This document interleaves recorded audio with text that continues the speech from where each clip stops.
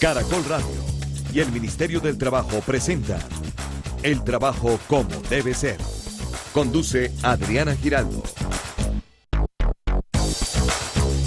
Y a las 7:14 les damos la bienvenida al Trabajo como debe ser, este espacio que desarrollamos conjuntamente el Ministerio del Trabajo y Caracol Radio semana a semana para compartir los temas laborales. En esta mañana de hoy vamos a romper nuestro formato tradicional porque tenemos a un invitado muy especial. Es el recientemente nombrado ministro de Trabajo, el doctor Luis Eduardo Garzón, más conocido como el doctor Lucho. Bienvenido, doctor.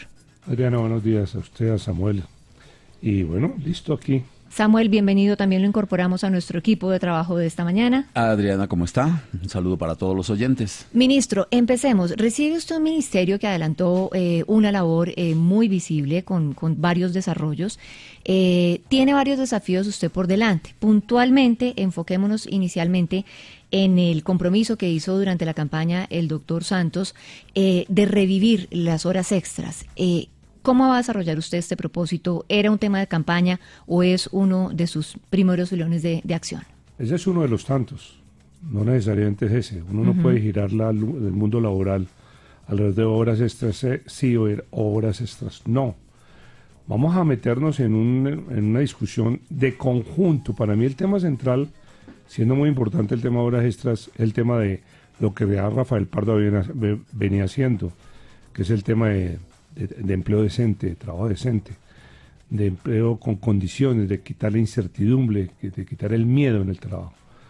Y en ese sentido, todo lo que sea alrededor de eso lo miramos. Ese tema de horas extras obviamente estará mirado desde lo que sucedió en el 2002 con la ley 789 que lideró el expresidente Uribe, hoy senador, en donde dijo, dadas las condiciones económicas del país de ese momento, se necesita que los costos en la nómina bajen. Sí, señor. Y evidentemente, pues salió adelante, la Corte lo avaló, pero hoy tenemos unas metas, unas expectativas de crecimiento y unas realidades del crecimiento económico que son supremamente diferentes. Entonces, estamos mirando el tema entre cuando crece la economía, cuando hay unos activos tan importantes como los que tiene el presidente Santos hoy en crecimiento, en desempleo, en los indicadores de costo de vida, etcétera, comparados con los de esa época.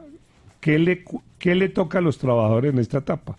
Y lo vamos a mirar. Yo creo que hay varios escenarios, esta horas extra, este salario mínimo, esta redistribución del ingreso, pero lo fundamental, no quiero perder el foco de lo que el propio Rafael Pardo empezó, que es el trabajo decente. Yo creo que es ahí, trabajo decente es porque hay un trabajo indecente, sí, no hay un trabajo digno, pero no necesariamente, en general, él avanzó en 1.700.000 empleos decentes y el gran reto es que sigamos subiendo ese indicador. A 2.5, ¿no? No, 2.5 es el ingreso en este momento en el mundo del trabajo. 2.5, es decir, 2.5 millones de trabajadores nuevos tienen que entrar a laborar. No todos podemos formalizarlos, pero le voy a dar dos ejemplos concretos. Nos interesa enormemente el tema de los jóvenes, entre 18 y 28 años. Ese indicador es muy, muy negativo, a pesar de que es extraordinario el indicador que hoy tiene el gobierno, tenemos en el gobierno, que es el 9.3 de desempleo, pero el otro es 16, se ha bajado el 20% al 16, pero es terrible, por no decir que es dramático, decir que estamos hablando de un 16% de desempleo entre 18 y 28 años. Eso no da muchas esperanzas. Pero más a futuro. Complicado y más complejo es el tema de el joven y el mundo campesino, el mundo agrario. Hemos hablado de los productores del campo, subsidios para el café, trabajos en insumos para el arroz, mirar el tema de la distribución o la comercialización de la papa, pero no hemos hablado del jornalero, no hemos hablado del trabajador. Entonces allí tenemos una discusión muy precisa, es decir, vamos a mirar jóvenes y a eso le vamos a meter durísimo. ¿Dónde está el territorio? El campo. El campo está quedando solo, está envejeciendo, pero además por fin le estamos todos mirando hacia el campo, o ya sea en La Habana, o ya sea en las negociaciones con quienes hicieron los paros el año pasado, o ya en el pacto agrario, o nosotros en el mundo laboral, en donde le vamos a meter toda. Sí, es que no podemos dejar de ser la despensa alimentaria que podemos llegar a ser simplemente por descuido, ¿no? No, yo a usted, aquí me toca a mí como exalcalde también recordar una etapa en donde todos ustedes o la gente le dice, bueno, esos vendedores ambulantes, ¿qué hago? ¿Los meto en la alcantarilla? Sí, claro, ¿los mato? Claro. No, un vendedor ambulante, y no estoy justificando el espacio público mal utilizado, pero son gente que inmigra, que está inmigrando, que viene del campo. Entonces uno le dice, regrésese porque la guerra acabó. pero con qué oportunidades. Entonces, en este momento nosotros tenemos que ver el campo y los jóvenes. Pero lo voy a hablar de otra población también que es muy importante, usted misma. Mujeres, por supuesto. Claro, el tema de inequidad de género. Es decir, ese es un tema para mí fundamental, no como discurso para el 8 de marzo, con todo el respeto al 8 de marzo. Sí, Lo cierto es que es un tema en qué condiciones se trabaja, su jornada, y sobre todo las mujeres. Las mujeres en el campo son todavía feudales, prefeudales, del siglo XVII. Toda esa discusión la vamos a tener en poblaciones. A las poblaciones que ya conocemos y nos están oyendo en este momento, de taxistas, donde evidentemente su seguridad social es inevitable que la pague la tarifa. Y en segundo lugar, empleadas domésticas, que yo creo hoy cada uno tiene o por días, de estratos 3 hacia arriba, o por días o permanentes, pero no pueden estar ausentes o huérfanas de seguridad social. Usted sí, señor ministro, ha estado, según sus propias palabras, escuchando, oyendo en estos primeros días al frente del ministerio, obviamente con el propósito de, también una palabra que usted ha utilizado, concertar. ¿Cómo va esa tarea? Yo diferencio mucho la concertación de la conciliación, y lo digo con un gran respeto a los que se jactan de ser conciliadores. Conciliador es estar de acuerdo con todo el mundo y con nadie. Uno no sabe cuándo va no sabe cuál es su agenda. Un concertador sí. Un concertador sabe que tiene que ponerse en los zapatos del otro. Por lo menos en esta discusión sobre estos días, sobre horas extras, he encontrado unas opiniones en el sector comercio. No es lo mismo en el 2002 un comercio que trabajaba con unas horas más estandarizadas, ¿no?, a un comercio que hoy irrumpe con mucho más fuerza en que la noche es mucho más utilizada para desarrollar diversos tipos de actividades. Entonces uno tiene que oírlos. Pero eso no quiere decir que no miremos con ellos también qué nos pueden ofrecer en el manejo de la formalización. El tema, por lo menos, de lo que significan los celadores, ¿no?, que es el campo del comercio. Entonces me ha gustado mucho. En la SAC, que los oí enormemente, estos argumentos que hay es porque va a ser un aliado fundamental, pero también en el mundo sindical. El mundo sindical dice, yo necesito inspectores serios, que no se dejen ni sobornar, ni se dejen influir, y que tengan dientes para que quien incumpla y viole normas asuma responsabilidades no solo pecuniarias, sino también incluso hasta penales, si es necesario, por lo que significa evadir responsabilidades con el trabajador. He oído todos. Esta semana tengo aún más reuniones con toda la ejecutiva de la CUT, tenemos reunión con la Escuela de Acción Sindical, tenemos reunión ahora con organismos internacionales. Esta semana viene la Organización Internacional del Trabajo, y mirando exactamente los acuerdos que tenemos en la OIT y tenemos en el acuerdo Obama-Santos en relación con el TLC. Ministro, precisamente sobre el tema sindical, usted tuvo una grandísima trayectoria en la USO y en la CUT. Nosotros ya salimos de la lista negra de la OIT, pero ¿cómo revertir, digamos, como esos rezagos antisindicales que todavía quedan en algunos sectores de nuestro país? No, es que es terrible. Yo francamente siento que seguimos con unos prejuicios impresionantes. Yo creo que los sindicalistas tenemos una responsabilidad en la historia, y ellos saben, lo dicho, y es que muchas veces no fuimos proactivos, siempre contestatarios, siempre como si nuestro amigo fuera el empleador, nuestro enemigo fuera la empresa. Muchas veces en el mundo del Estado era como si no fuéramos parte del Estado. Yo no lo hago hoy, lo digo siempre y lo dije siempre, y hablábamos siempre para los trabajadores formales. No hablábamos para los vendedores ambulantes, no hablábamos para los taxistas, no hablábamos para las empleadas domésticas, sino siempre hablábamos para el que tenía contrato y era casi siempre trabajador del Estado o agroindustrial. Hoy no, hoy veo unos sindicalistas proactivos, universales, con unas discusiones sobre otros temas más allá del salario, que es importantísimo, pero está discutiendo mucho más la universalidad del mundo laboral. Entonces yo creo que eso, pero al mismo tiempo la actitud, yo creo que el mensaje que se le manda, ¿cómo es posible que estemos hablando con La Habana? Cosa que obviamente yo reivindico y defiendo, y me parece que está mandando unos mensajes, Adriana, extraordinarios en La Habana, extraordinarios de los militares, las víctimas, con todo lo que ha significado, y no podemos hacer un acuerdo entre trabajadores, empresarios y el Estado. Eso es un mensaje terrible. Si no somos capaces de asumir compromisos muy precisos de acuerdos en el mundo legal, en el mundo laboral, ¿cuál posconflicto? Es decir, dejarán de dispararse allá unos, pero terminamos enfrentados y sin acuerdos otros. No, y es que sin equidad es muy difícil realmente hacer una paz sólida. Asumir un comportamiento propio de que convoca. Yo me jacto de ser un convocante. más allá de colores políticos, más allá de filosofías ideológicas. Nosotros tenemos que entender que aquí hay que sumar y sumar. Un proceso de paz nunca podrá ser legitimado si no seguimos manejando un discurso proactivo, convocante y profundamente unificador. Habla usted de otro perfil de sindicalista. ¿El ministerio sigue siendo el mismo de hace algunos años o ha cambiado también? Yo decía antes, lo digo con respeto a las reinas, pero en una etapa decía yo, ser ministro de Trabajo es como esa señorita en un pueblo, en un carnaval importante. Entonces, nadie se acuerda de la del año pasado cuál es. Y yo decía nunca ese que en algún momento me lo insinuaron para que yo fuera ministro. En otras épocas. O sea, reina en esa época. ¿Ah? O sea, reina en esa época. Que yo decía, pues no tienen los dientes y se volviera un ministerio solamente para resolver conflictos. Hoy estamos hablando de un ministerio desde 3 años que gracias al presidente Santos, a Rafael Pardo, volvieron un ministerio más de trabajo, más que fuese de trabajo, más de conflictividad, que no la niegan en términos de que tiene que resolver conflictos.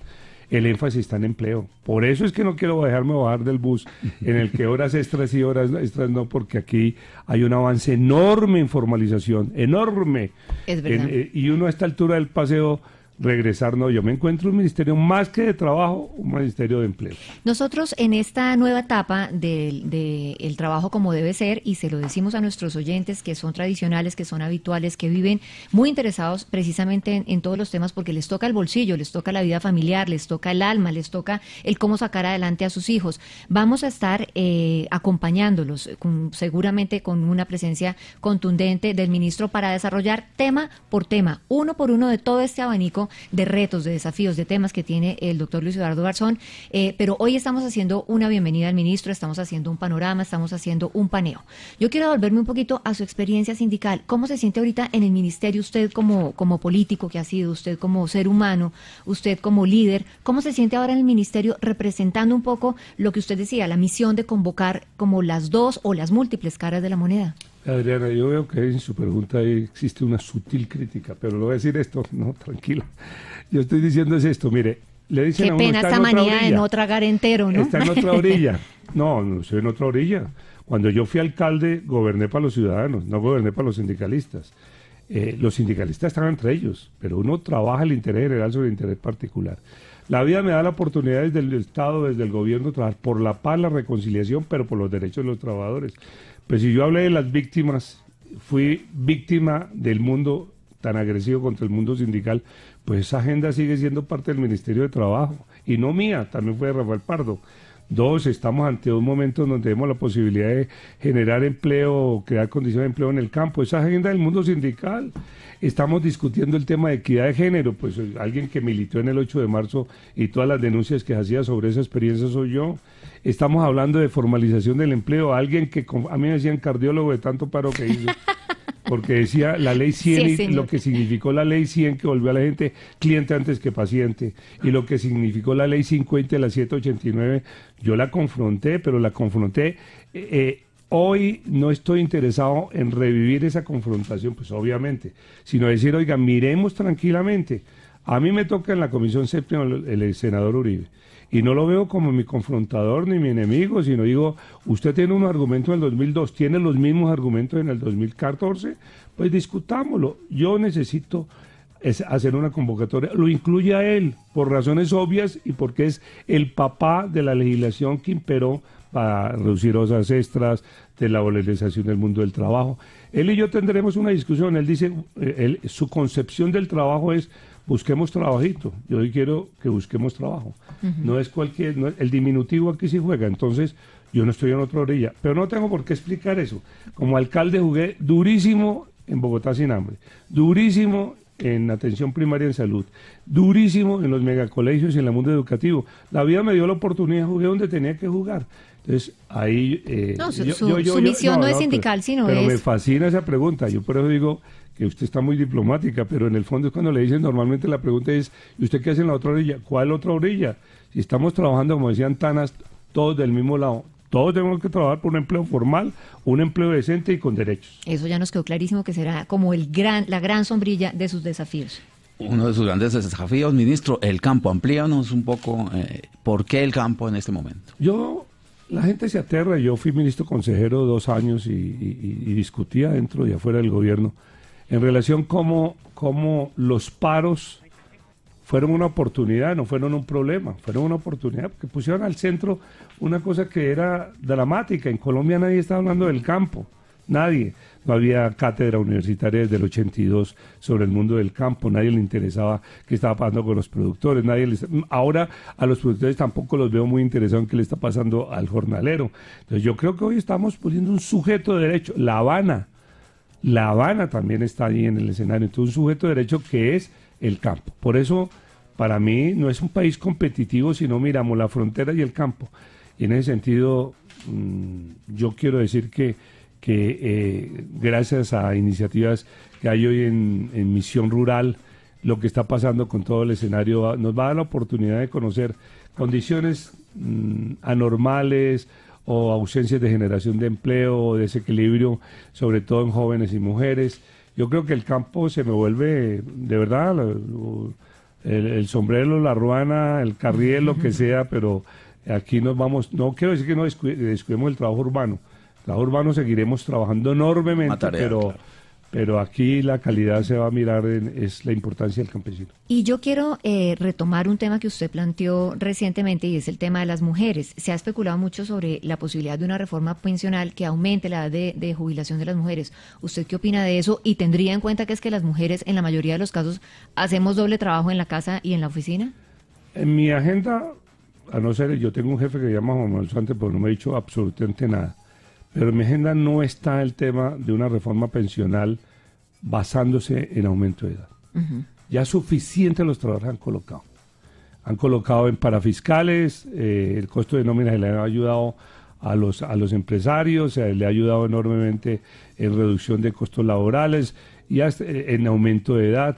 Yo realmente creo que hoy no pueden seguir solamente pensándose en que subiendo edades, abaratando costos, cambiando, modificando jornadas laborales, ayudamos a generar empleo. Yo creo que hay una realidad hoy, Adriana, una realidad, es que tenemos una informalidad del 60%, y cuando tiene una informalidad lo único que genera es incertidumbre y miedo, el trabajo del rebusque, necesito buscar una chambita, como dicen por ahí, en lo común de la gente. Sí, porque sí hemos mejorado los datos de desempleo, pero no de subempleo. Exacto, entonces yo digo, esa es una labor supremamente importante, no solamente un indicador, es una realidad, y usted lo ha señalado en el caso de las mujeres. En el caso de las mujeres, no lo digo yo, en el mundo sindical yo fui un comprometido, goberné 20 alcaldesas de Bogotá y el 70% de mi gabinete fue mujeres.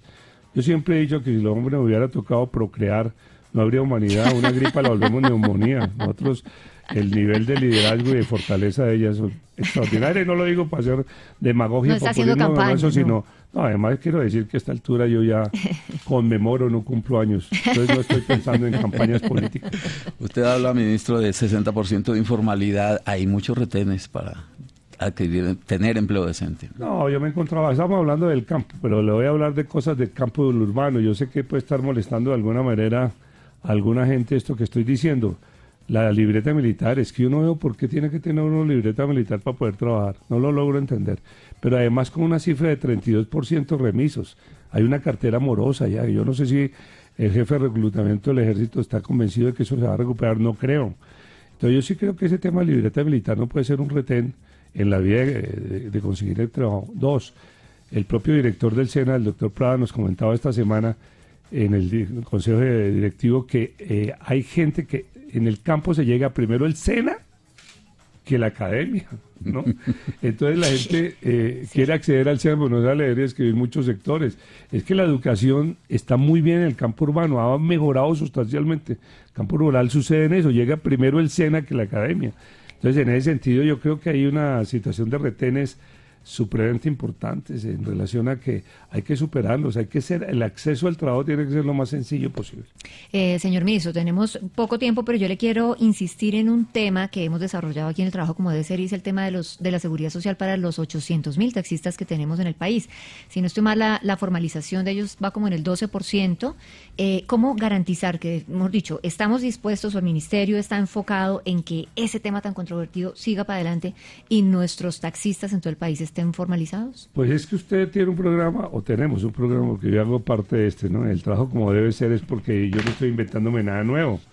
a unas poblaciones como empleadas domésticas y taxistas. Es que eso está claro en términos de que tiene que ir a la tarifa, porque si usted como usuario requiere un taxista en condición, primero tiene unas jornadas terribles, segundo es un desgaste por trancones, movilidad, en todo lo que significa. Sí. Tercero, le toca la presión incluso de los estados de ánimo que tenemos todos y uno, bueno, asumiendo las lluvias, los huecos. El taxista hace de psiquiatra, psicólogo, de comunicador, yo creo que es sparring.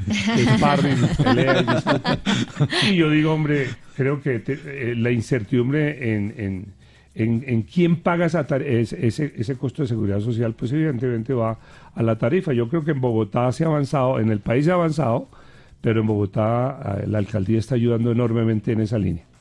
Pues señor ministro, se nos pasó el tiempo volando, pero le quiero decir que ha sido una delicia tenerlo esta mañana con nosotros en directo. Lo invito a que nos acompañe más a menudo. No, nosotros apenas me dijeron, y yo llegué y dijeron, no, este programa es posible que se vaya a acabar. Y dije, ¿cómo que se va a acabar? Así que, para mí que comuniquemos. Pues, vamos a ver, cada uno tiene su manera de comunicar, Adriana, y creo que ustedes tienen un ejercicio de servicio al ciudadano. Aquí pondremos la cara, oiremos y lo que usted considere nos ayuda a hacer la partitura. Pues bienvenido. Ustedes, por favor, estén muy pendientes de semana a semana del trabajo como debe ser, porque estaremos practicando nuestra misión de estar más cerca de ustedes. Nos encontramos de nuevo la próxima semana, don Samuel. Que tengan un buen día. Y sigan en sintonía de Caracol Radio. Vamos con las noticias y luego nos encontramos en A Vivir, que son 2 días. Caracol Radio y el Ministerio del Trabajo presentan El Trabajo como debe ser.